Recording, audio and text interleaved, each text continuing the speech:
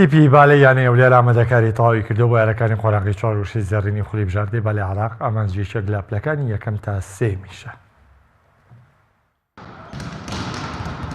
یاریەکانی چوارگۆشەی زێڕینی خولی بژاردەی بالای عێراق تەنها 2 ڕۆژی ماوە دەست پێ بکات.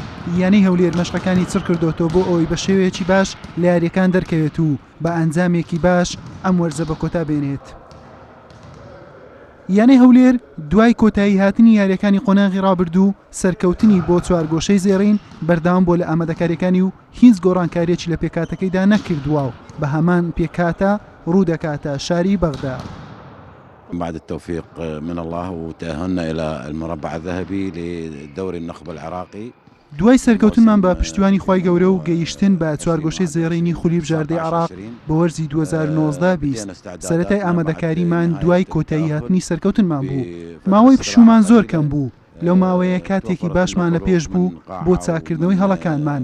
ئێستا ئامادەینە بۆ ئەوەی یەکێک لە سێخانەکەی یەکەم بەدەست بێنین.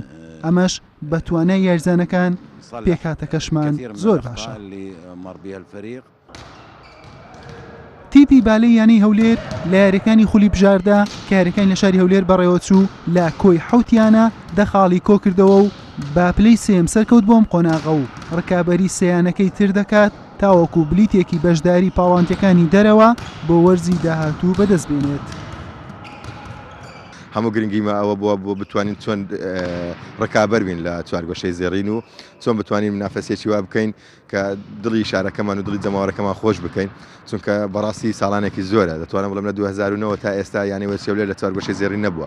ئەمە ئەو ساڵ ئەوتۆمۆحەمان دروست کرد لە ناو یاریزانەکان و لە ناو هەموو ئیدارە و دەستەی کاتژێڕی و لە ناو هەموو جەماوەر توانیمان بگەین بەوە ئاستا خۆ ئێستا ئەو ئاسی ئێمە لە تێداینا ئینجازێکی گەورەی بۆ یانەکەمان ئەوەی ماوە لەسەر ئێمە ڕکابەرێک بین لە ناو خولەکەدا بتوانین ئەگەر یەکەم نەبین دووەم بین دووەم نەبین سێم بین ینی لەو سێ مەرتەبەی یەکەم بین زۆر باشە چونکە بەڕاستی تا ئێستا هاتنمان بۆ خۆی باش بووە لە هەموو تیپەکانیش چاکتر خۆمان ئامادە کردیە لەبەرەوەی بێشمەرگەی سلێمانی و غازی جنوب لە بتوڵی عەرەبی بوون لەوانەیە ماندی ببن لەو خولەدا تا 15 ڕۆژە لێبوون ئێمە هەر خۆمان ئامادە کردی بۆ خولی عێراقی و بۆ چوارگۆشەی زێڕین. یاریەکانی چوارگۆشەی زێڕینی خولی بژاردەی بالای عێراق لە شاری بەغدا و لە هۆڵی شەعب بەڕێوە دەچێت لە ڕۆژانی پێنجشەممە تاوەکو شەممە ڕۆژانە 2 یاری بەڕێوە دەچێت لە یەکەم یاریش لە دێربی کوردستان هەولێر و پێشمەرگەی سلێمانی کاژمێر 3 دوای نیوەڕۆ بە یەک دەگەن. حوسێن محەممەد کەناڵی ئاسمانی پێیام هەولێر.